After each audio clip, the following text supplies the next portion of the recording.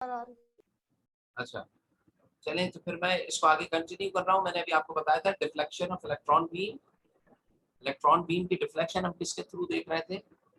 हम देख रहे थे थ्रू इलेक्ट्रिकल फील्ड। तो इलेक्ट्रिकल फील्ड जब आप प्रोवाइड करते हैं तो इलेक्ट्रॉन्स जो होते हैं वो डिफ्लेक्ट हो जाएंगे टुवर्ड्स पॉजिटिव प्लेट, और जो फोर्स इलेक्ट्रॉन पे अप्लाई होगी जिसकी वजह से वो डिफ्लेक्ट हो रहे होंगे वो F = Q × E के बराबर होगी। या अगर आपको याद हो कि इंटेंसिटी E जो होती थी वो फोर्स पर यूनिट चार्ज होती थी। Applied force on a unit charge is called intensity. बताइए, जब चार्ज प्लेट्स रखी जाएंगी तो इसके दरमियान में फील्ड होगी, इलेक्ट्रिकल फील्ड। तो इलेक्ट्रिकल फील्ड अगर मैं देखता हूँ तो इलेक्ट्रिक फील्ड की जो इंटेंसिटी E होती है वो F/Q के, तो अगर मैं F कैलकुलेट करूंगा तो वो बराबर होगी E × Q। यानी कि force applied on Q charge क्या है? Electrons inside the electric. जितनी ज्यादा इलेक्ट्रिकल फील्ड होगी उतनी ज्यादा क्या होगी? फोर्स। यानी कि जितना ज्यादा वोल्टेज में रखूंगा उतने ही ज्यादा डिफ्लेक्शन मुझे मिल रही होगी, उतनी ही ज्यादा फोर्स अप्लाई होगा। तो इसका मतलब क्या है? बाय चेंजिंग द वोल्टेज, अगर मैं वोल्टेजेस को अप एंड डाउन करूं, चेंज करूं, तो डिफ्लेक्शन भी उसी के रिलेटिवली चेंज होगी। हाँ हो जाए पता ही। सर ये इलेक्ट्रिक फील्ड अट्रैक्ट करेगी या रिपेल करेगी? देखें, यहाँ पर अगर एक प्लेट मेरे पास पॉजिटिव है और दूसरी प्लेट नेगेटिव है तो इन दोनों प्लेट्स के दरमियान में इलेक्ट्रिक फील्ड मौजूद है, ठीक है, जिसकी डायरेक्शन पॉजिटिव टू नेगेटिव है। अगर यहाँ से कोई इलेक्ट्रॉन ट्रेवल कर रहा है, नेगेटिव चार्ज पार्टिकल, इलेक्ट्रॉन इसके बीच में से जा रहा है, तो जब इलेक्ट्रॉन यहाँ पहुंचेगा तो ये पॉजिटिव इस इलेक्ट्रॉन को अपनी तरफ क्या करेगा? अट्रैक्ट करेगा। और नेगेटिव क्या कर रहा होगा? रिपेल कर रहा होगा। तो ये बीम इलेक्ट्रॉन जो होगा उसके ऊपर फोर्स लगेगी टुवर्ड्स पॉजिटिव। तो आप देखेंगे कि ये बीम जो है वो पॉजिटिव की तरफ थोड़ी सी डिफ्लेक्ट हो जाएगी। तो ये डिफ्लेक्शन पॉजिटिव की अट्रैक्शन की वजह से और नेगेटिव की रिपल्जन की वजह से होगी। समझ रहे हैं? तो फील्ड जो है ये बेसिकली फील्ड का वो पार्ट जो कि पॉजिटिव से इंटरलिंक्ड होगा वो उसे अट्रैक्ट कर रहा होगा, और नेगेटिव से जो इंटरलिंक्ड होगा वो उसे रिपेल कर रहा है। समझ रहे हैं? तो हम ये नहीं कहेंगे सर कि अट्रैक्ट कर रही है या रिपेल कर रही है, हम ये कहेंगे कि इलेक्ट्रिकल फील्ड इसके ऊपर फोर्स अप्लाई करेगी, जिस फोर्स से ये जो बीम है वो टुवर्ड्स पॉजिटिव प्लेट डिफ्लेक्ट हो जाएगी। अब कहो। सर डिफ्लेक्ट से मुराद ये है कि उधर जमा हो जाएंगे? उधर की तरफ जमा नहीं होगी, उसकी तरफ बेंड कर जाएगी। बेंड करने का मतलब क्या है कि अगर ये पॉजिटिव है ना तो चार्ज पार्टिकल ऐसे अगर जा रहे होंगे तो चूंकि मूव कर रहे हैं ना तेजी से, अगर स्लो मूव कर रहे होंगे तो अट्रैक्ट हो जाएगी, लेकिन चूंकि फास्टली मूव कर रहे हैं तो यहाँ से मूव करते हुए फिर ये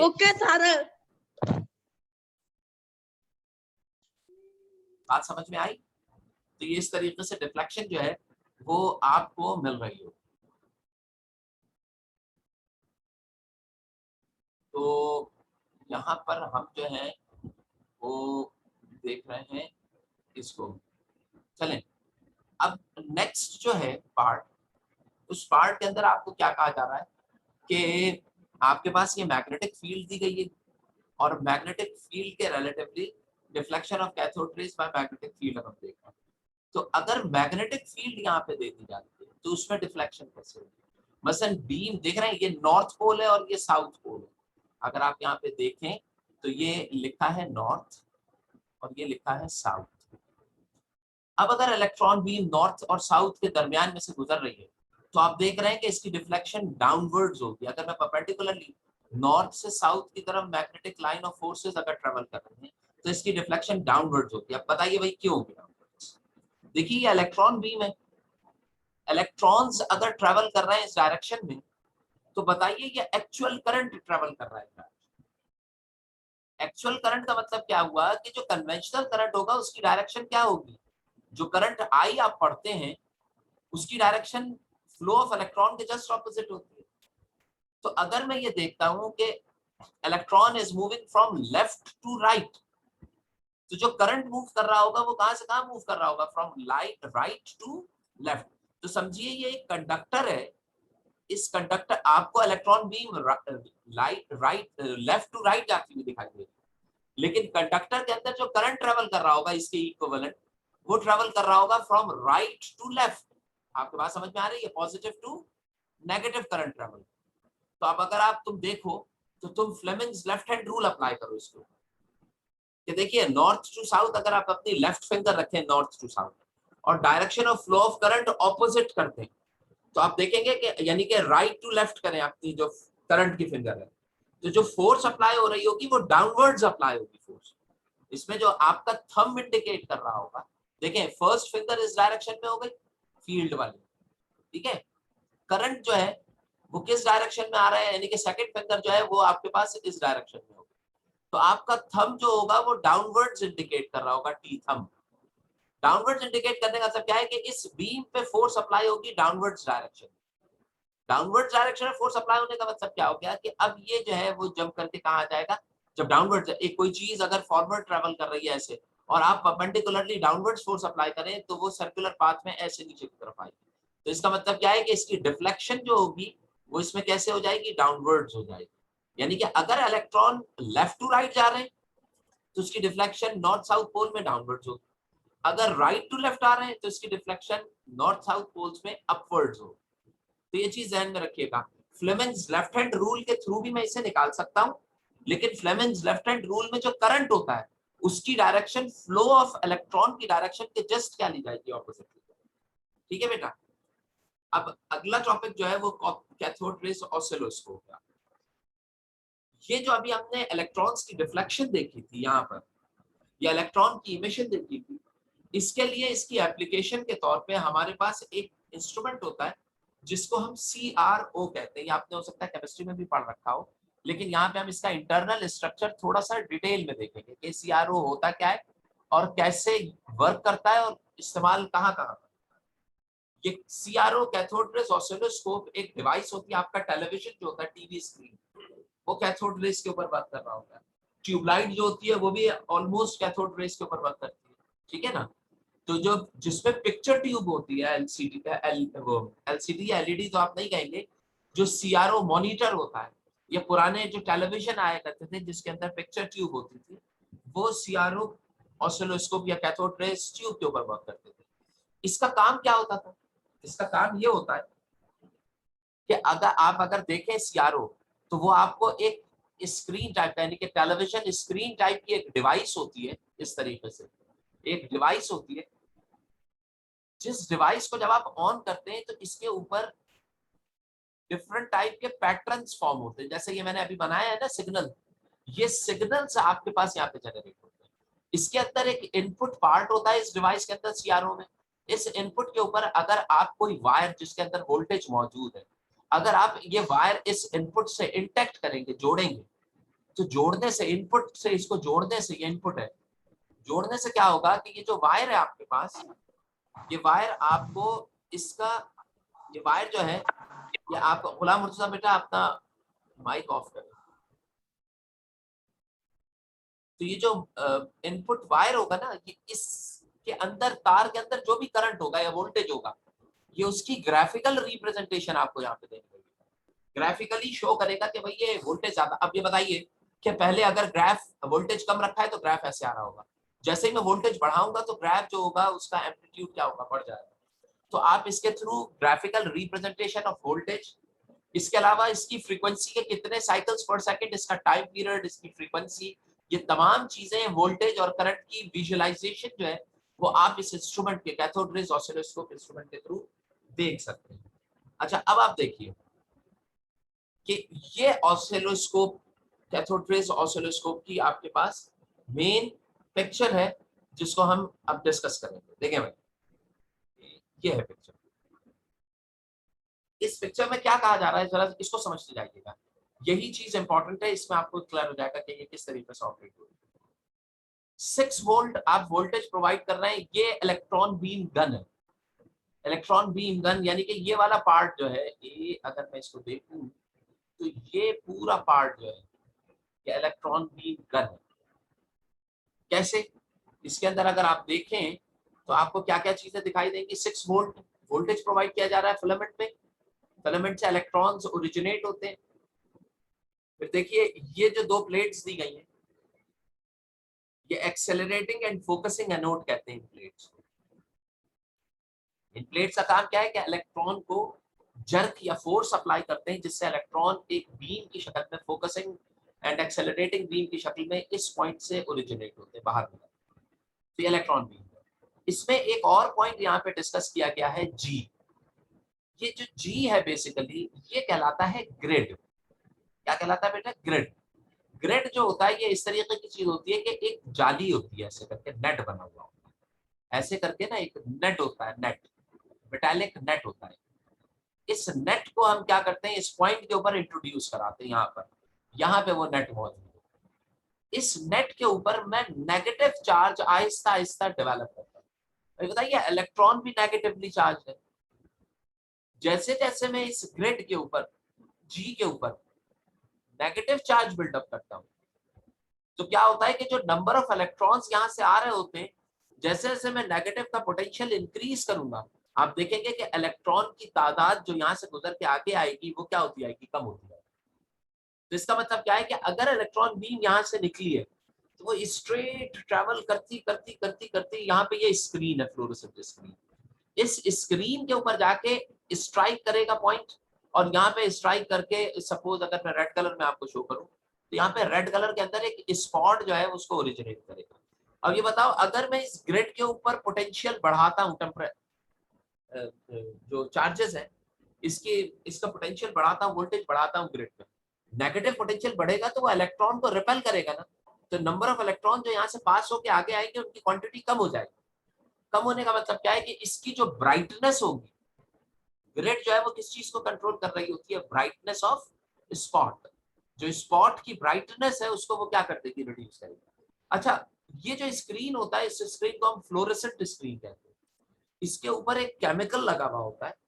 उस केमिकल में खास बात ये होती है कि उस केमिकल से जब एनर्जाइज्ड इलेक्ट्रॉन, एनर्जेटिक इलेक्ट्रॉन जब इस फ्लोरेसेंट मटेरियल से स्ट्राइक करता है, तो ये मटेरियल क्या करना शुरू कर देता है? ग्लो करना शुरू कर देता है।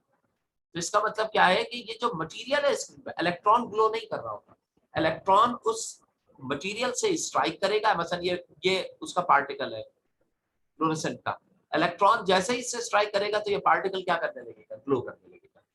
तो ये जो स्क्रीन होता है ये कोटेड फ्लोरेसेंट स्क्रीन होता है, जो कि मटेरियल कोटेड। मटेरियल कोटेड होने का मतलब क्या होता है जी? बेटा गुलाम मोहम्मद म्यूट करें भाई।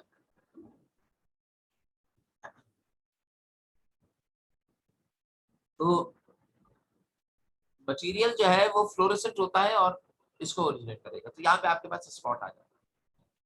अब रेज जो है वो अंदर से गुजर के यहाँ पे आ रही हैं और इसके ऊपर बढ़ रही है।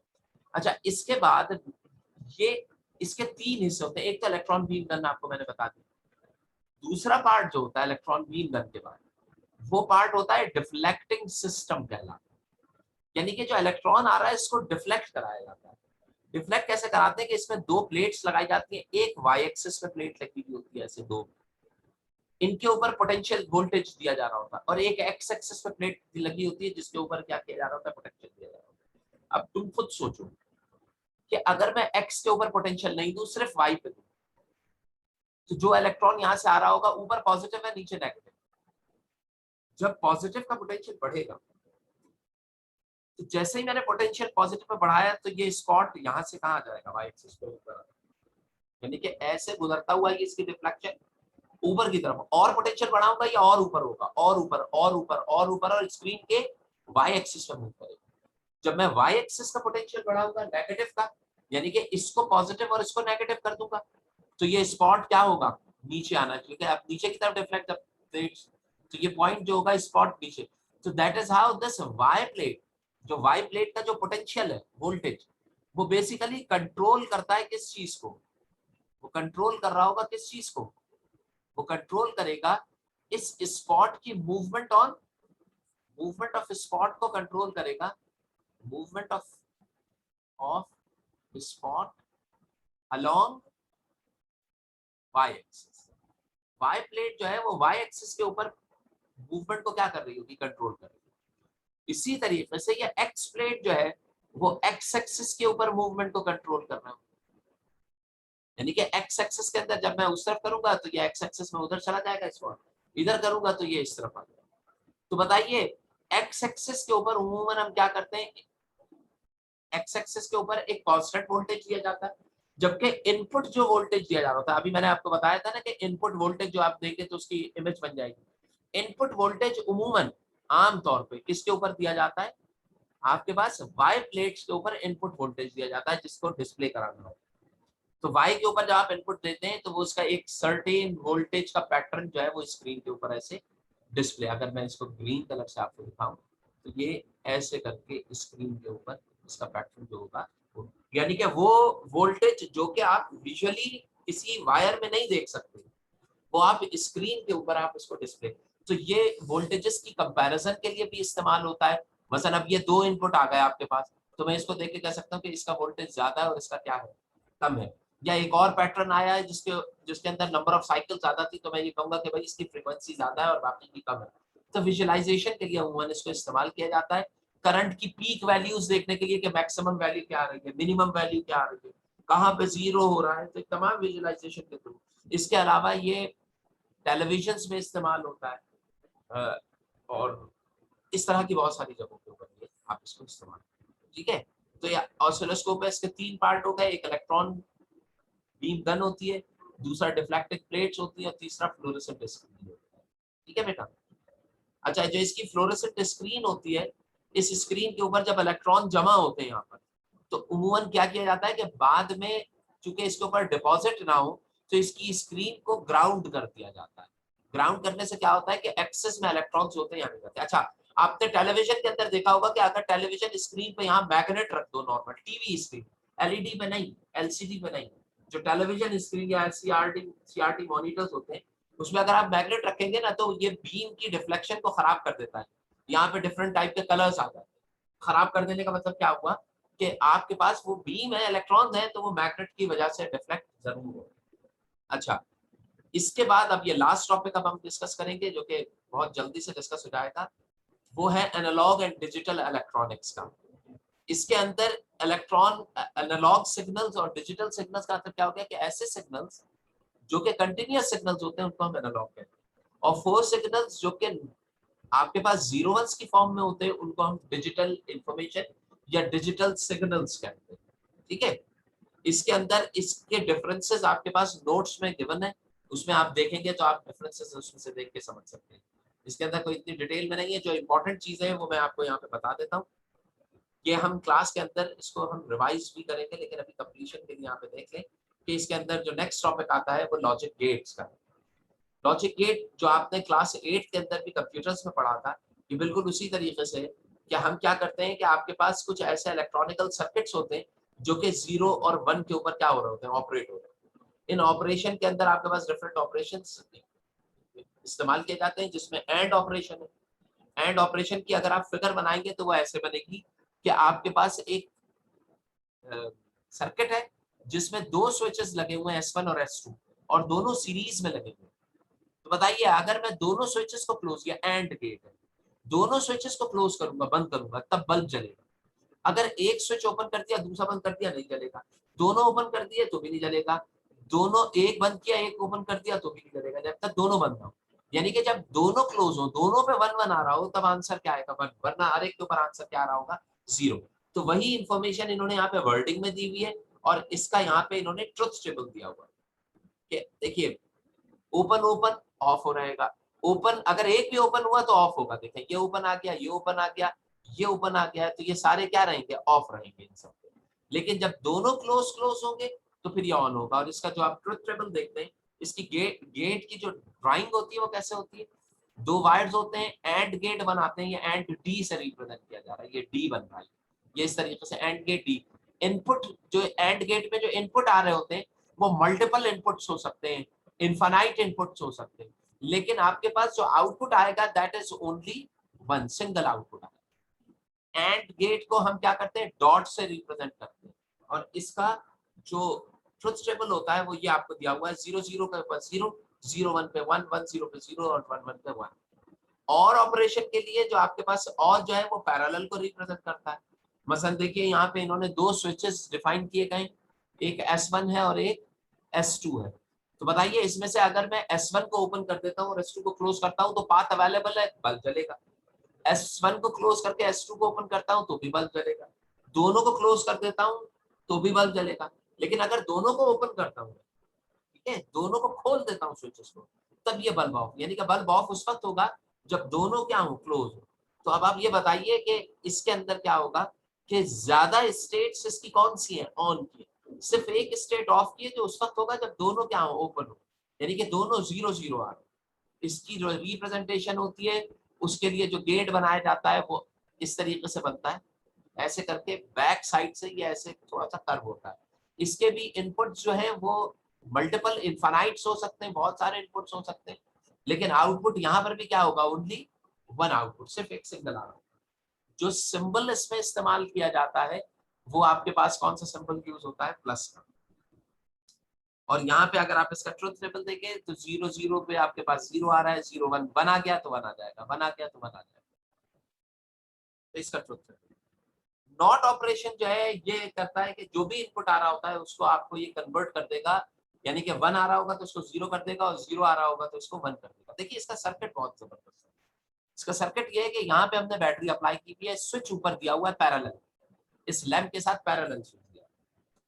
अब देखो, अगर आपके पास मैं आंसर यहाँ अगर मैं 1 करता हूँ तो बल्ब को ऑफ हो जाना चाहिए, और अगर मैं 0 करता हूँ तो बल्ब को ऑन हो जाना चाहिए, यही उल्टा होना चाहिए ना।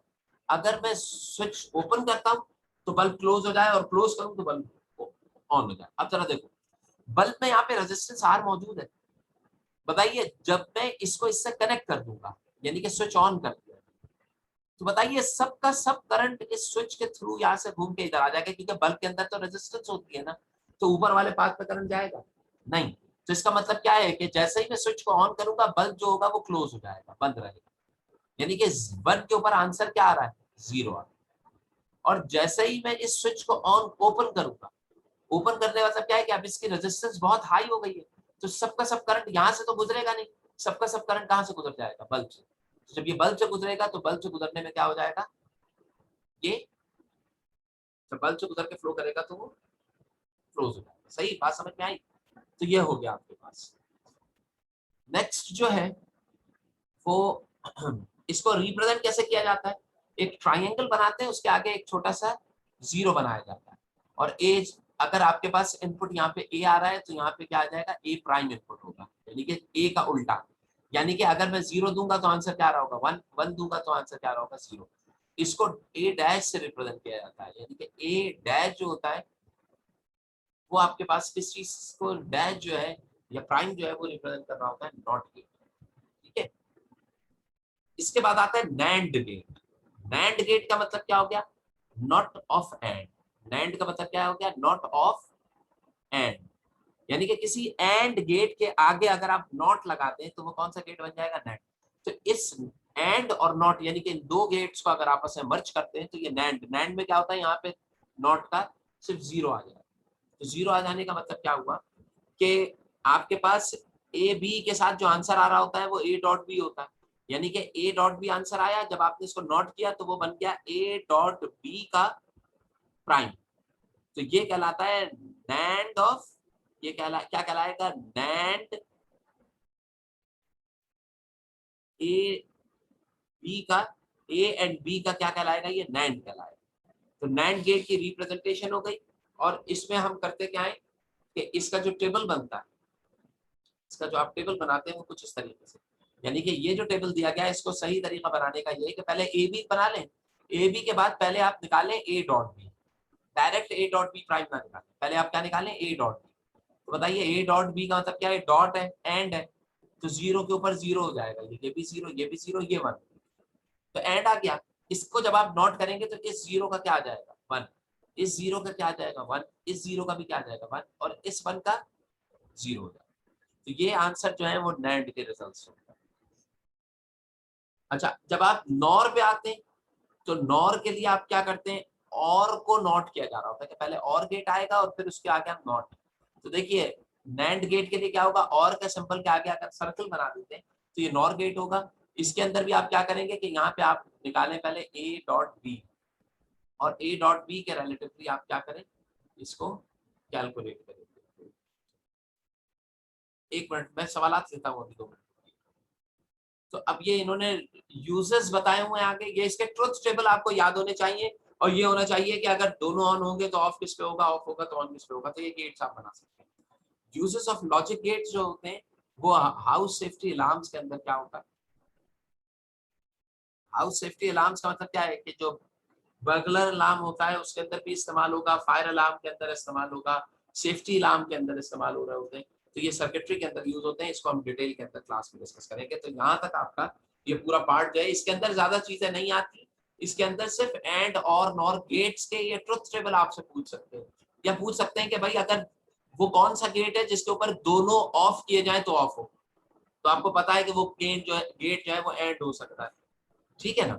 तो इसको हम जो है वो यहीं तक रखेंगे बस। अब जो अगर क्वेश्चन आप लोग करना चाहें तो आप लोग क्वेश्चन करें, हैंड रेस करते जाइए और सवाल करते जाइए।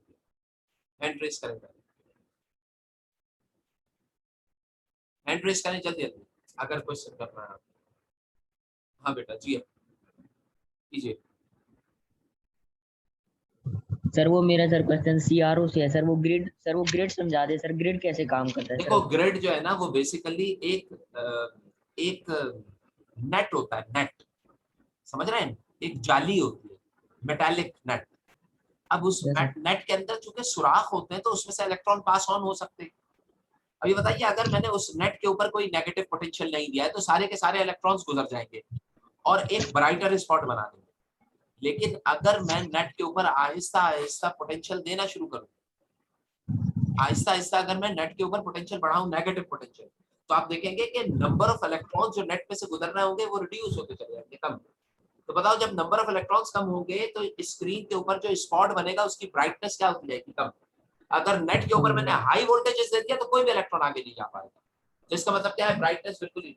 टेलीविजन के ऊपर पहले ब्राइटनेस का एक बटन हुआ करता था, और ये इसके ऊपर भी तो होता है, लैपटॉप के ऊपर ब्राइटनेस, मोबाइल के ऊपर भी ब्राइटनेस होती है। वो समझिए वो ग्रिड के थ्रू कंट्रोल होती थी, सीआरओ। अच्छा भाई, अगले जो है वो हसन। हाँ बेटा हसन,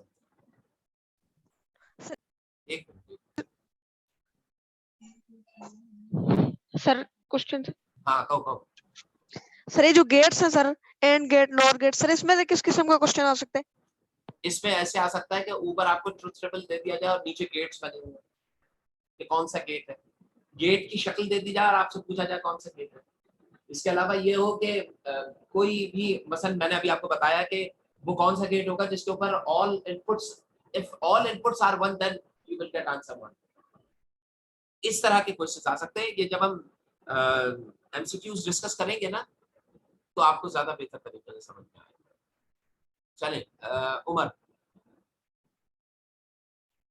उमर बेटा। सर वो जब टीवी पे हाथ रखते हैं तो हल्का सा करंट लगता है सर, ये क्यों होता है?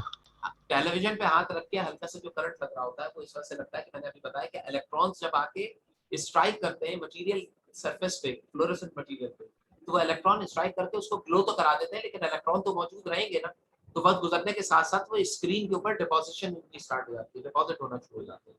तो मैंने आपको बताया कि उसकी स्क्रीन को अमूमन एक नेगेटिव या एक पॉजिटिव उससे ग्राउंड कर दिया जाता है, न्यूट्रलाइज किया जाता है स्क्रीन को। लेकिन बाज दफा क्या होता है कि वो न्यूट्रलाइज नहीं हो पाते, बाज दफा उसकी न्यूट्रलाइजेशन कैपेबिलिटी खराब हो जाती है, ग्राउंड नहीं हो पा रहे होते तो स्क्रीन पे डिपॉजिट होते हैं। तो आपको उसको उसके ऊपर हल्का सा करंट जो होता है वो फील हो रहा है। अच्छा भाई हुजैफा बेटा। सर इसी वजह से हमारे बाल भी खड़े हो जाते हैं जब हम स्क्रीन के पास हाथ लाते हैं। देखें स्क्रीन के ऊपर जब आप हाथ लेके जाते हैं और स्क्रीन के ऊपर जब आप हाथ रखते हैं तो आपके हाथों में, क्योंकि आपकी बॉडी कंडक्टर है, तो आप तमाम इलेक्ट्रॉन्स आपके हाथों में आ जाएंगे और हाथों में आके आपकी बॉडी के अंदर नहीं जाएंगे बल्कि आपकी जिल्द पर रहेंगे। अब बताइए आपकी स्किन के ऊपर जो हेयर्स है, जो बाल है, वो तो बहुत छोटे हैं, वो खड़े होते हुए आपको नहीं दिखाई देंगे। लेकिन जब वही इलेक्ट्रॉन्स ट्रेवल करते, या अगर स्किन के ऊपर हेयर्स भी आप देखें तो वो खड़े ऐसे होते हैं कि उन बालों के ऊपर, तमाम बालों पे नेगेटिव आ जाता है। जब सारे बाल नेगेटिवली चार्ज जाएंगे तो उनमें रिपल्जन होगी ना, तो उस रिपल्जन से वो बाल जो होंगे वो आपको खड़े होते हुए महसूस होंगे। अल्लाह हाफिज। ठीक है भाई, यहीं तक रखें। उमर पूछो क्या कह रहे हो जल्दी। सर वो पिछले चैप्टर से कि सर रियोस्टेट और कम्यूटेटर में फर्क क्या होता है?